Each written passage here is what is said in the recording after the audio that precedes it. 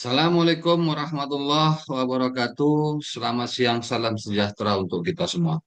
Baik, hari ini kita sudah masuk pertemuan ke-13 ya, materi ke-13 dengan topik pembahasan kita hari ini yaitu tentang penyusunan materi seminar manajemen ya atau materi seminar berdasarkan tema proposal penelitian ya. Mata kuliah seminar manajemen. Dosen pengampu Dr. Holidul Holik SC SHMH, tim teaching. Baik, kita lanjutkan.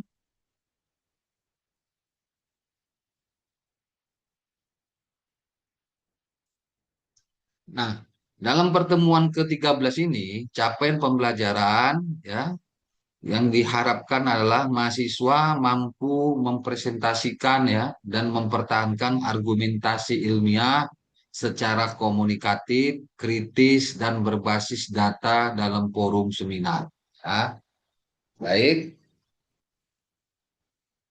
Nah, apa urgensinya kita menyusun sebuah materi seminar?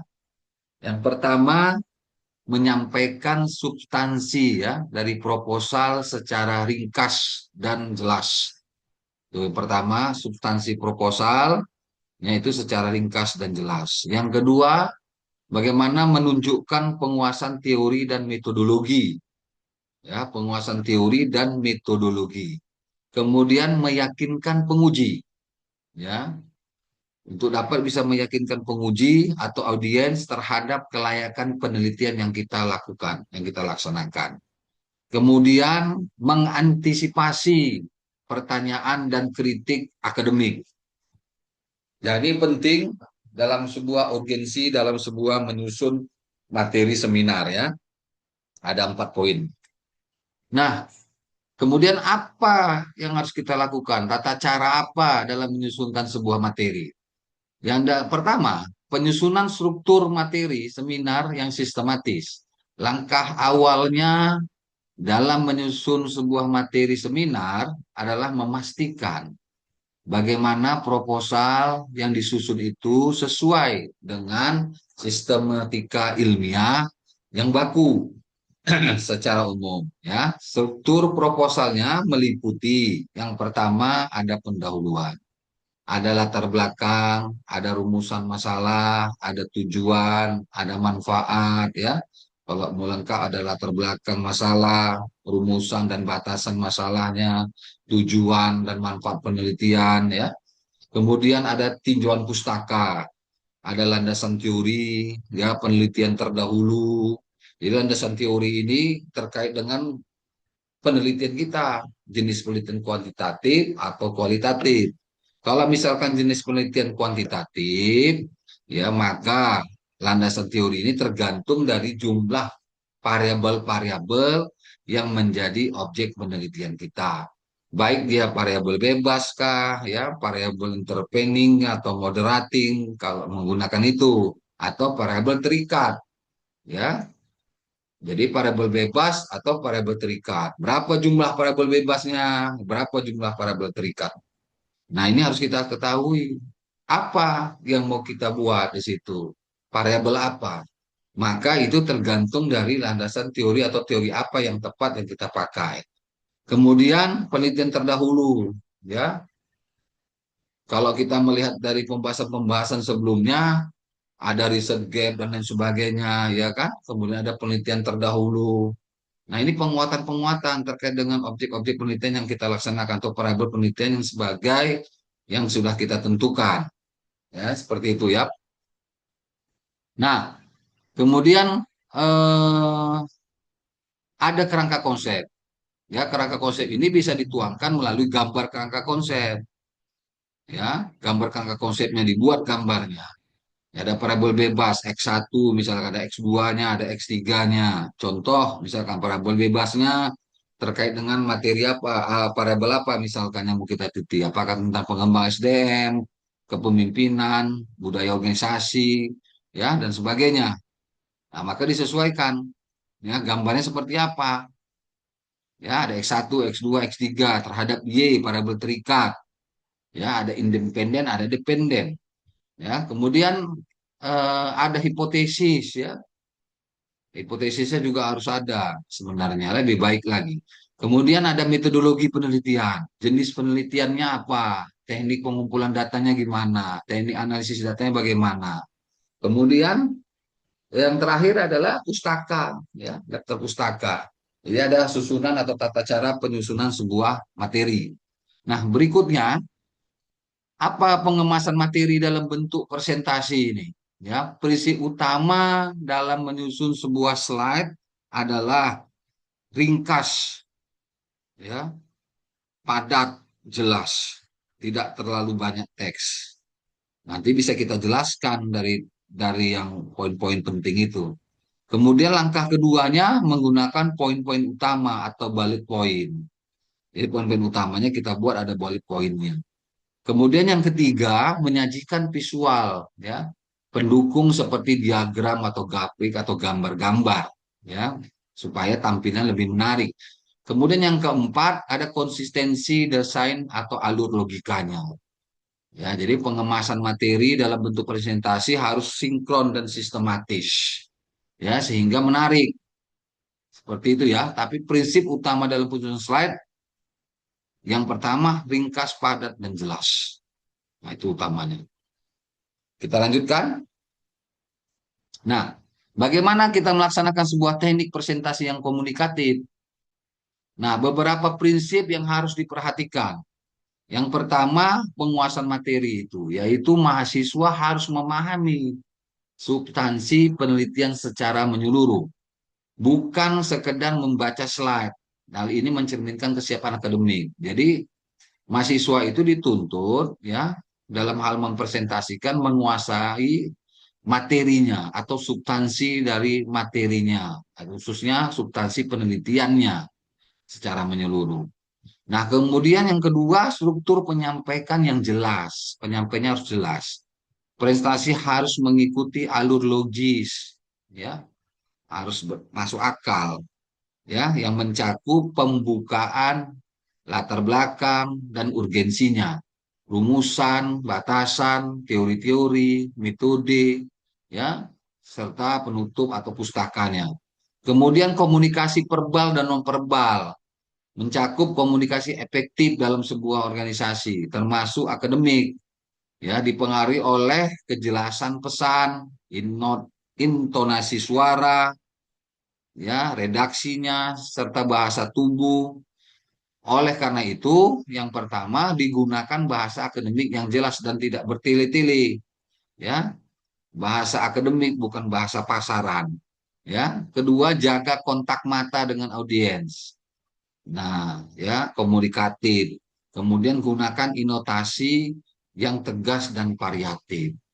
Nah, yang berikutnya, bagaimana kemampuan kita bisa menjawab sebuah pertanyaan, yaitu sesi diskusi yang merupakan bagian penting dalam seminar.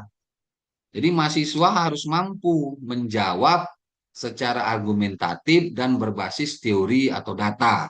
Yang kedua, bersikap terbuka terhadap kritik, open, ya. Kemudian yang ketiga, tidak defensif, tetapi tetap mempertahankan argumentasi yang logis. Nah, itu ya. Berikutnya, struktur ideal dalam slide atau presentasi seminar itu dari judul dan identitas peneliti, ya, dari covernya, ya, judulnya, identitas peneliti, ya, itu harus ada. Kemudian latar belakang, rumusan, tujuan, manfaat, ya, batasan. Kemudian ada tinjauan literatur singkat, rangka konsep, ya, hipotesis, ya, kajian teori, metodologi penelitiannya, ya, kemudian menggunakan jenis penelitian apa, tekniknya bagaimana. Nah, ini harus strukturnya ideal ya dalam slide presentasi. Nah, jadi terstruktur dan tersistematis, tidak lompat-lompat. Nah, berikut slide latar belakang yang efektif. Apa struktur slide latar belakang yang efektif itu? Sajikan fenomena utama, ya, fenomenanya ya berbasis data.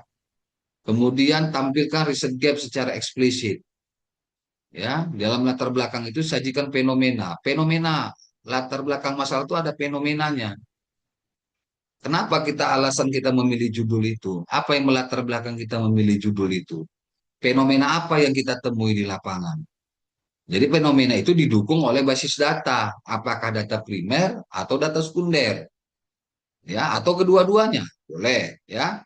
Kemudian tampilkan riset gap secara eksplisit, ya. Kita lihat riset gapnya seperti apa, kita jelaskan di dalam latar belakang. Kemudian hindari paragraf panjang, gunakan poin-poin kunci, ya. Kemudian fokus pada urgensi yang relevan dalam sebuah penelitian, ya. Jadi fokus yang mendesak atau yang sesuai, yang relevan terkait dengan penelitian pada latar belakang yang akan kita mau sampaikan. Nah, menyajikan rumusan masalah dan tujuan, ya, ini tampilkan dalam bentuk pertanyaan sebuah penelitian, ya. Kemudian pastikan konsistensi dengan tujuan. Ya, kalau menanyakan sebuah masalah berarti apakah, misalkan seperti itu. Ya, pastikan konsistensi dengan tujuan. Tujuannya apa? Hindari redaksi normatif. Ya, pastikan gunakan bahasa akademik yang jelas. Nah, ini menyajikan rumusan masalah dan tujuan itu harus tepat. Nah, kemudian menyajikan tinjauan literatur yang perlu itu adalah paparkan grand teori, ya, tinjauan literatur atau landasan teori itu. Paparkan grand teori dan teori pendukungnya. Tampilkan sintesis penelitian, ya. Tampilkan sintesis penelitian terdahulu. Tegaskan posisi dan novelty dalam penelitian yang mau kita buat ini. Gunakan tabel diagram ringkas bila perlu. Nah, oke, kita lanjut. Apa yang harus kita sajikan dalam kerangka konsep? Ya, visualisasikan model penelitian kita, ya, gambarnya, ya. Kemudian jelaskan hubungan, ya, antar variabel atau konsep, hubungan dengan hipotesis jika kuantitatif. Pastikan konsisten dengan bab satunya. Nah, seperti itu ya. Nah, bagaimana menyajikan metodologi penelitian? Nah, ini jenis dan pendekat penelitian. Nah, pendekatan penelitian ini apa? Jenis penelitian kita apa? Apakah kualitatif, kuantitatif, atau mix? Ya, mix itu gabungan antara penelitian dan antara kuantitatif dan kualitatif, kuanti dan kuali. Nah, objeknya, lokasi penelitiannya, populasi, sampel, ya kan? Kalau di kuantitatif, kalau di kualitatif informannya harus jelas. Ya, kemudian teknik pengumpulan dan analisis datanya seperti apa. Baik, kita lanjutkan kembali. Nah, strategi dalam presentasi akademik, ya, gunakan waktunya secara proporsional, 10 paling maksimal 15 menit. Ya, tekankan kontribusi ilmiahnya apa, gunakan visual yang jelas dan sederhana, siapkan jawaban untuk pertanyaan-pertanyaan metodologi. Jadi kita persiapkan strategi dalam presentasi akademik. Nah, kesalahan umum dalam sebuah presentasi seminar, ya, kalau kita analisis menggunakan analisis SWOT, ya, strong, strength, weakness, opportunity, threat, ya, apa namanya, kesalahan umum dalam sebuah presentasi seminar yang pertama slide terlalu penuh teks,